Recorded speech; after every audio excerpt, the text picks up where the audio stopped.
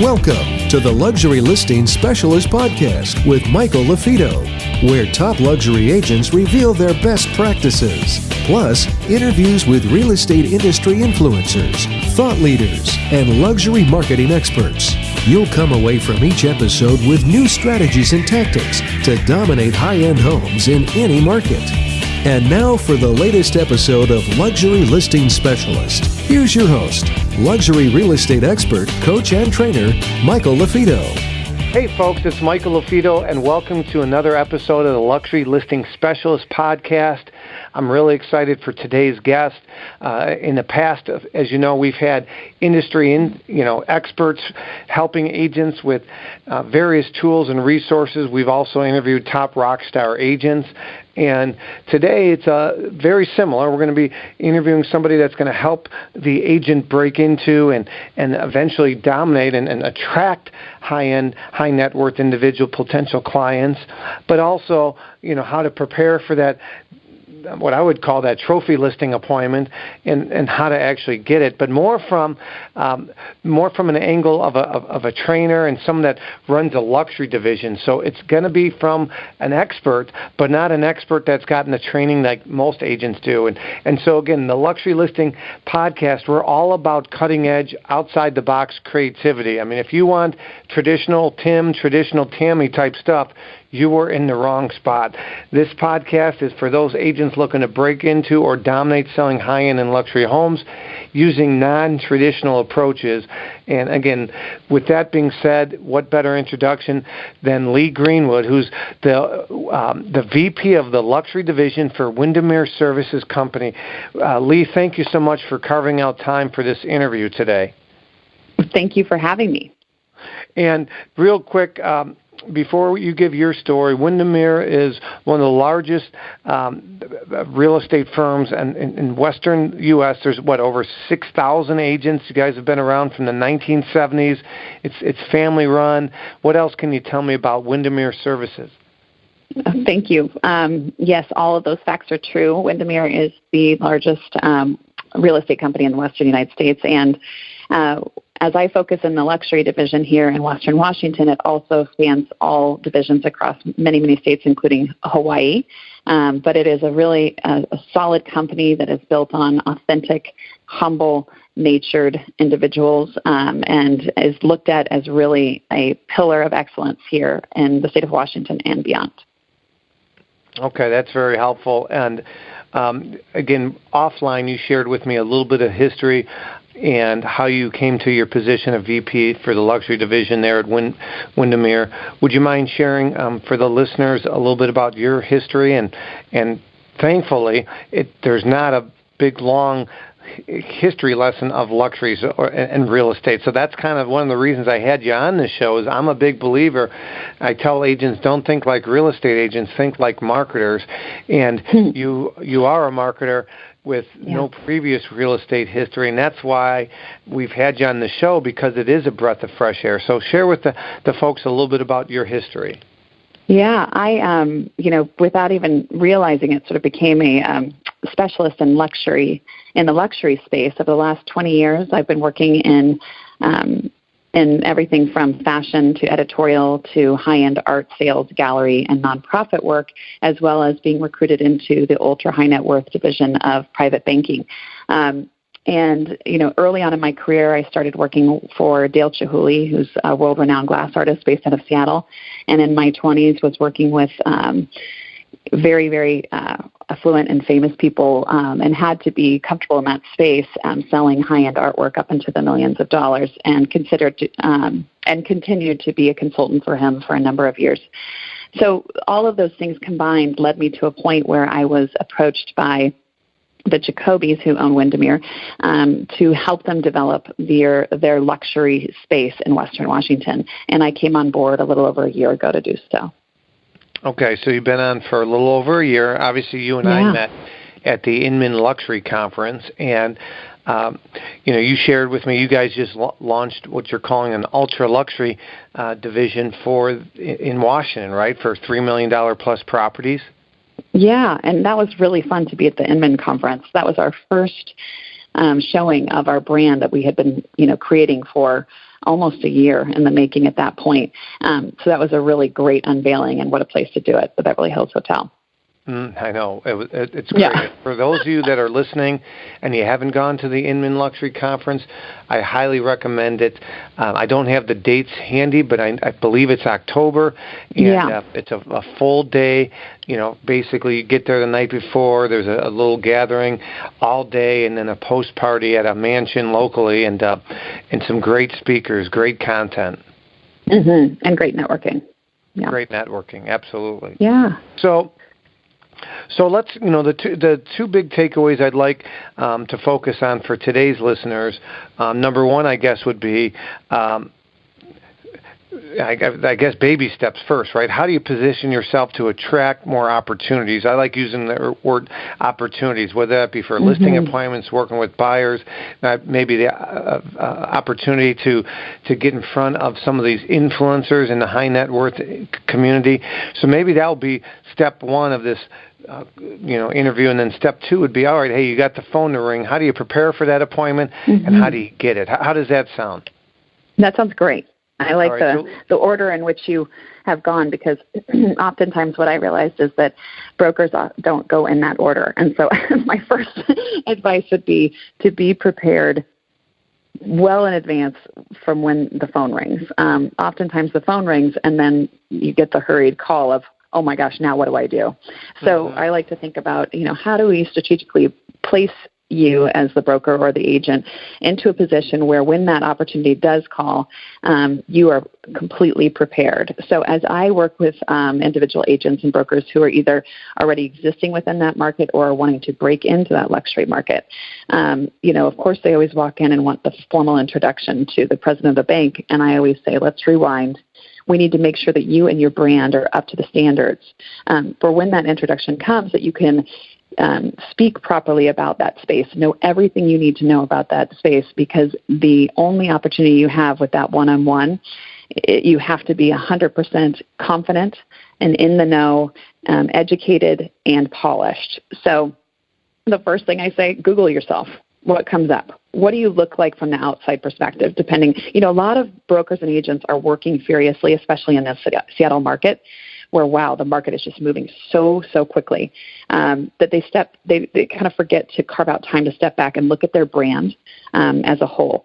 And so from the branding perspective, and where I come from, the art world and these more creative spaces, I say set yourself apart and really get somebody on board that you can work with, like a consultant like me or you, or somebody who works with you to find the right designer, web designer, brand designer, and everything needs to be very, very high-end and polished. So when that client Googles you, what comes up is very impressive. And in my opinion, impressive is setting yourself apart from all your other competitors. Well, that you hit the nail on the head on a couple things there. I mean, so you're talking about diving in, right? Knowledge helps build confidence, right? So whether it be reading books, whether it be training, whether it be hiring a coach, getting a mentor, what I hear you saying is once you do those things, people are going to Google you, right? They're going to check you out online, both your website, your social media, and is your brand consistent?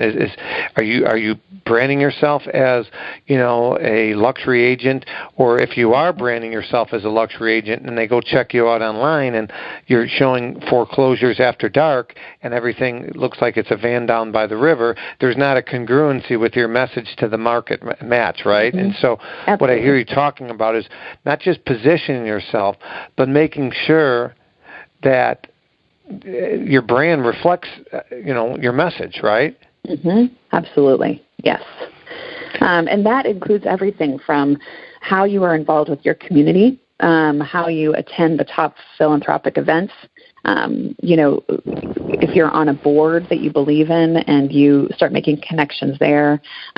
So you're right. There's no van down by the river if you are also attending the $500 ticket events. But, I've heard people say, well, I could market that listing and I didn't get it, and it could have been just, I knew I had that. And I said, well, wait a minute. How would your client have known that you could have marketed their listing in the most successful way if they don't see you marketing yourself in the most successful way. So those two, I think, have to be parallel. So you're showing your client what you will do for their home in the way that you also market and present yourself. Well, you brought up a good term, parallel, and I think that's really important for today's listeners is, you have to brand yourself, you have to position yourself as that leading authority, and it takes time. It certainly doesn't happen overnight. I mean, one of my favorite books, maybe you've read it, it's Darren Hardy's Compound Effect, and it just, basically talks about you got to do a lot of little things, and it adds up over time, and it's like the old adage, little hinges open big doors. Maybe you've heard that, Leigh. But the whole idea behind that is there's got to be some parallel there. I mean, there's an agent in my marketplace that totally markets herself as the leading authority, and she's got all these celebrity endorsements, but then I don't believe there's congruency in how she actually markets the home. So in other words, markets herself great, but doesn't market the home using lifestyle marketing, cutting-edge strategy, et cetera. So what you're saying is, of course, it doesn't happen overnight, but eventually you want consistency in both. Absolutely. Yeah. And people, I think really what it comes down to is authentic engagement with both your client and the people you meet every second of the day, and the follow-up, and knowing that once you've followed up and you've had lunch with somebody, that relationship will take time to grow the trust that is needed to even ask that person to introduce you to somebody. Hopefully your introductions into that space, into that luxury world, into your referral network will come from your past clients. Now, if you look at that timeline, that could be a 2-year timeline. From the time you first met them, you ask them to lunch, you continue the conversation, you invite them to your events, you keep them involved and engaged. Maybe you're doing a newsletter, maybe you're not, but you're really weaving this thread throughout a community and a space. And then once they become your client, and then you do a great job for them, at that point only, really, is it the opportunity there for you to ask them to introduce them to their trusted network and sources. And that's the key point right there. That's good. And what I heard you say, too, is the networking. I mean, so we have different callers, different listenership, from the beginning agent to, the seasoned veteran, but perhaps just wants to increase their average sale price, to perhaps that rock star agent that already is selling tons of homes, but perhaps doesn't specialize in luxury. Or perhaps, I'm a big believer that iron sharpens iron, and maybe they are on this call just to get one more idea, one more nugget they can implement. And I call that the principle of slight edge. So for those of you that are just starting out, there's different things that you can do to help position yourself, like we talked about, whether it be, invest in books. There's a lot of free resources, whether it be shadow a top luxury agent around, maybe join their team, maybe join a brand that specializes in luxury. I have a certification known as the Luxury Listing Specialist certification, which helps with that. But is there anything else that you could provide, Leah, like some type of resource or advice for anyone that maybe is either a newer agent or perhaps their average sale price is not in that ultra luxury space? What words of advice you'd have, like specifically speaking, that they can maybe take away and either go research or try to implement?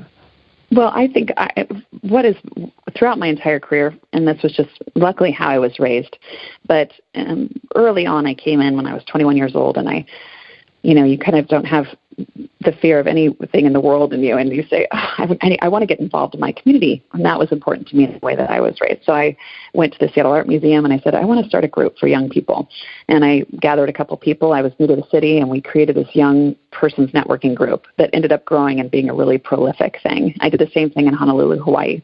My point in all of this is, for people who are trying to break into a certain space and they don't know how to get invited to the parties, they don't know how to meet these people, I suggest to look into yourself and figure out what is it that you are truly interested in the most, I'll use the word again, but it's overused, but authentic way. And that is honestly that you want to spend time in that space and look into the nonprofit sector around it and look into how you can get involved from a community standpoint. That's going to benefit your brand, but also benefit who you are individually. And through those relationships, if you can get onto a certain board, and there are influential people on that board. And then over time, your efforts in working on that board will prove to the people around you that there's trust to be involved, and you will then become a trusted friend and then also hopefully a trusted advisor. I really used that in my career in the past, and I did it because of my own individual passion, and I think it's a great way. So whether it's, the Humane Society or it's the arts, there's a whole spectrum of things, but to really pinpoint what it is that you could get involved with that is truly your personal passion. I think it would go from I love there. that passion is important. And if you don't have that passion and you're just trying to, figure out what your passion is, that's okay. I mean, sometimes you don't have clarity of where we're at, right? We go through different phases. And what I heard you say is, get involved, right? I mean, I believe the best way to grow somebody's business is not behind the computer monitor, not on the phone. I mean, this is a people business, and get out there, build your relationships, build your sphere. And for those of you that are listening and you say, well, listen, I'm in a rural area and there's no, major city around me that's, or there's not a zip code that has ultra high end, what I could tell you is don't beat yourself up. Don't get frustrated. Don't watch, these TV shows where you think, man, I don't have multi-million-dollar properties around here. Maybe $500,000 is considered high-end in your market, and that's okay. Wherever you're at, you could increase your average sale price, and that's what I tell agents. Listen, if your average sale price for your market is $200,000, and that's what your average sale price is, and fast forward a year down the road and you've increased your average sale price to $260,000, from the outside you might say, well, that's a decent increase, but really what that is, that's a 30% increase. You've given yourself a 30% raise selling the same number of homes, but you just increase your average sale price. So don't think you have to sell multi-million-dollar homes. I mean, the name of this podcast is Luxury Listing Specialist, but even worst case scenario, we can increase your average sale price. You can work smarter, not harder, and that's the name of the game. And here's the other thing, too, is you might have to drive, my philosophy is have car, will travel. You might have to drive 40 minutes, an hour to, outside of the community that you specifically focus in now, because perhaps the community you focus in now doesn't have the high-end properties. So you might have to drive to those areas. You might have to get involved in a networking group that's an hour or 45 minutes away if you truly want to go into a price point and an area that specializes in those homes. I mean, we think real estate is so hyper-local, but the reality is, listen, if you're a good marketer and you know a lot of people in markets that are 45 minutes to an hour away, I mean, I don't know about your philosophy. I mean, I know you're not a licensed agent, Leigh, but you coach agents. My philosophy is have car, will travel. I mean, I believe, if I do my due diligence and price a property correctly, that I'm going to position it and I'm going to market it better than probably, traditional Tim or traditional Tammy does. And so I don't mind driving a little bit, and that's, I think, where the magic happens. And the magic happens is when people step out of their comfort zone. And many agents have their comfort zone in their little farm network or their town that they specialize in. But I do believe that if your town or that farming area that you farm isn't high-end or isn't luxury and you're looking to break into that space, you're going to have to get out of your comfort zone and perhaps travel or network in areas that specialize in more high-end marketplaces. What's your thoughts to that? Well, I kind of have two different thoughts. One is that, you would need to spend some more time and really understanding that market. In my opinion, you have to be educated about that market. You'd have to really go there. You need to eat there. You need to walk around there. You need to be in that community in order to successfully market and understand who you're marketing to, depending on how far away it is from your home or wherever you are located. The other thought is, really think about your time best spent. And, again, I'm not a licensed agent, but I would think, well, all right, at what point, strategically, maybe I should have a 1 hour radius around me. And beyond that, I might not be able to understand that market well enough to do my best job. So maybe that becomes my referral space. And through referrals, could you also look at the percentage that you could raise your salary per year? And so that you find a trusted source outside that market. And that in itself is a marketing strategy, right? To reach out to and create a community, like you said, make a network group outside of your space to have these trusted referral sources. And I think that that's a powerful thing. Now, the more people you reach out to that are agents in that space, they will also come to you when they get that listing, right? So that's another income strategy. Yeah, you brought up a good point. So referring business out, I'm with a small little boutique as a real estate agent in the Chicagoland market known as Canlis. We happen to be a Christie's affiliate, but the owner of our company, Sean Canlis, who was just featured on CNBC's The Deed, I mean, that's what he did towards the tail end of his career. He just referred out. I mean, he referred to some of these other communities where he was leveraging other people's time and energy, and the best way to get referrals is give them, right? If you lead with a giving hand, it's a law of attraction. If you give, you're going to attract. So that's a good point. Now let's go to that second point. So we talked a lot about positioning and that sort of thing, but let's make that next step. So let's say that you got an agent that's out there doing some of those things, they're networking, and they get the phone to ring or they get a referral. What do you recommend for those agents that get that high-end listing opportunity? What do you recommend from a preparation standpoint, and how can they increase their likelihood that they can get that listing, so to speak? Well, if they're lucky enough to be a broker, we call them brokers here, but agents with Windermere, and they're operating in Western Washington, what we've spent a lot of time and energy doing is basically creating a beautiful marketing campaign already set in place for them. And so if you go to our website, wbywindermere.com, that is our dedicated website for that 3 million plus space, the luxury space that I'm involved with and running here at Windermere. Can you say that one more time? wbywindermere.com. Okay.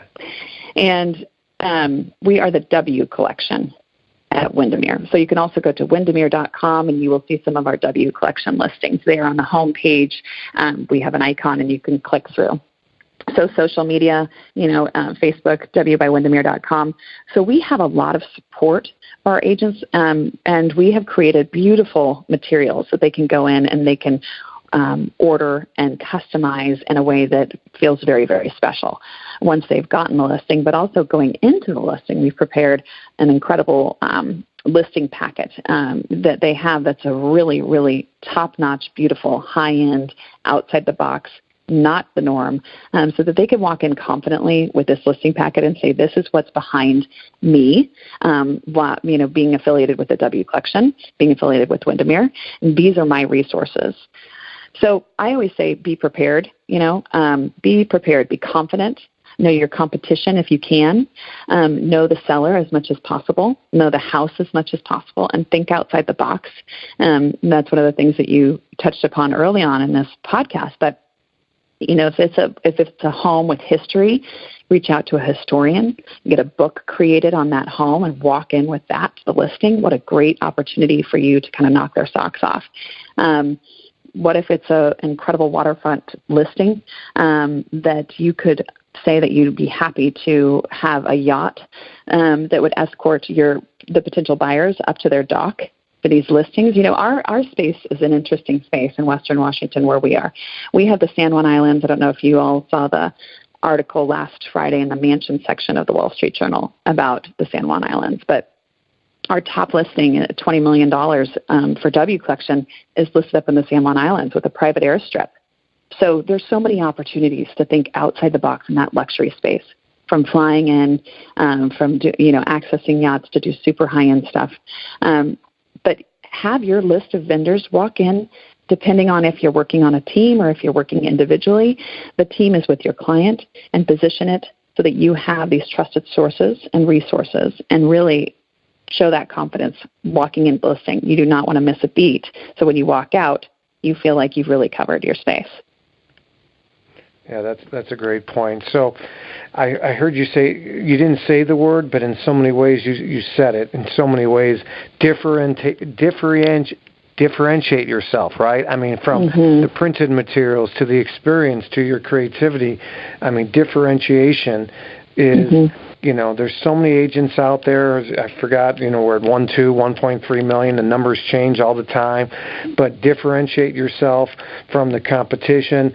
Study your competition. Never badmouth your competition, but understand what makes them unique, and obviously know what makes you and your company unique, and be able to articulate it in a way that is memorable, right?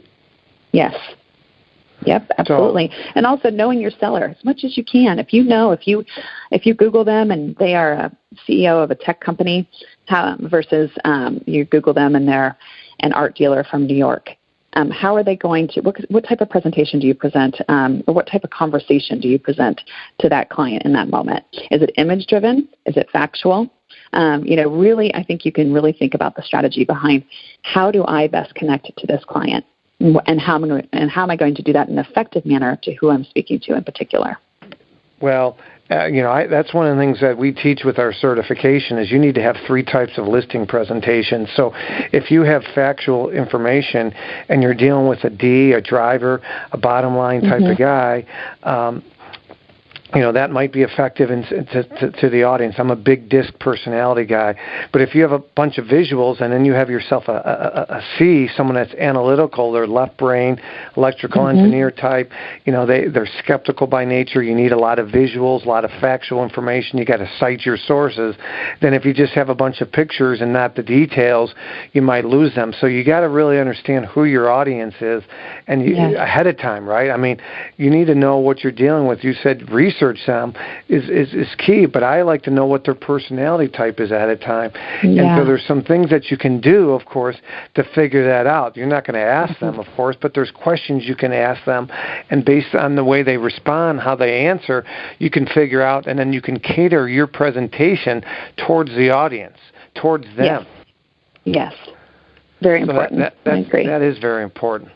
Well, good. Well, folks, I mean, just to kind of hit on a couple bullet points, and then I want you to leave your contact information if anyone wants to hear more about your company and some of the other things that you've mentioned. So first off, you talked about positioning yourself through online and offline, whether it be, ingraining yourself in a community. How do you position yourself from the marketing and the branding to the mindset and the terminology? But I heard you say something, and I didn't bring it up, but I want to bring it up now. Transparency. You talked about transparency. I'm a huge believer in transparency. Be you. Be authentic. Be yourself. So if you're blue collar, of course, learn and start to try to polish yourself a little bit, but don't be something you're not either. I mean, if you don't come from wealth and you don't come from, white collar family and you don't live in a gated community, you can still be successful as a luxury agent. Don't believe what your competition or the traditional agents are telling you, that you have to be in the industry for so many years. You got to drive a certain car. You got to live in a certain community. I think that's false. That's either yourself telling you that, okay? Those are what I call limiting beliefs, or that's just flat out not true. But with that being said, you do want to, sharpen yourself. You want to, ingrain yourself with the knowledge and the content and the resource and the data, and that will help build your confidence that you're going to want to get more opportunities. I use baseball analogies all the time, and most people don't want to step up into the batter's box because they'd rather be comfortable in the dugout, because what if I strike out? What if I get hit by a pitch? What if? And then they what if themselves to death, and then guess what? They never get that phone to ring because they never put themselves out there. Yeah, absolutely. Take the risk. You've got to go. You have to go after it. Absolutely. So what's the best way? If somebody wants some more information about, Windermere, or perhaps, they're not happy with the brokerage they're in, or perhaps they just really enjoyed this interview and they want to thank you or get a hold of you, what's the best way they can do that? You can reach me via email, and I'll spell my name. It's Leigh Greenwood, and that's Leigh, and Greenwood, just as it sounds, at Windermere.com. And that's WINDERMERE.com. And please check us out on the web at wbywindermere.com, and social media. We're on Instagram and Facebook as well. And you'll see, even just going into our Facebook page and liking our page and watching this feed come through, you'll start to really see we're pulling from luxury articles all over international in the world, and how our tone is and how we position ourselves. You can do that for multiple brands across the country and really start to kind of feel this fluid connection between that space and that ultra luxury division. Now, some people do it differently than we do. As I mentioned, Windermere is a really solid, honest, and not a chest beating company. We are humble and understated and strong, and so that's our voice. Each company has a different voice, but Sure. Plug into all of these different people and see where you who you relate best to, and you can certainly learn a lot about those luxury spaces simply on social media. Yeah. That's a great point. Well, listen, very valuable information. And again, it was from somebody that doesn't have a real estate background. It's been in real estate for just a little over a year. And that's part of the reason I wanted to interview you, because of your fresh outside the box and outside the industry ideas. And really appreciate your time today. Well, thank you so much. This has been lots of fun. And I look forward to hearing from anybody out there. Awesome. And again, for those of you that want to listen to previous interviews, you can go to luxurylistingpodcast.com. You can go to iTunes or Stitcher. You look up Luxury Listing Specialist on iTunes or Stitcher for previous episodes. Make sure you download them. If you have any suggestions, please let us know. If you want us to interview somebody and you have recommendations, please do that as well. Again, you can always shoot me an email at michael@marketingluxurygroup.com, michael@marketingluxurygroup.com. And again, if you want more information about our luxury certification and you want to work on your mindset and their marketing and your systems as well as lead generation, make sure you go to luxurylistingspecialist.com for more information on our certification. My name is Michael Lafito, and remember, it's not the market, it's the marketing. Talk to you soon. Hey there, it's Michael Lafito. Thanks again for listening to our podcast. If you are interested in signing up for our Luxury Listing Specialist certification, or if you want additional information on how you can dominate selling higher-end homes in your marketplace, make sure you go to luxurylistingspecialist.com.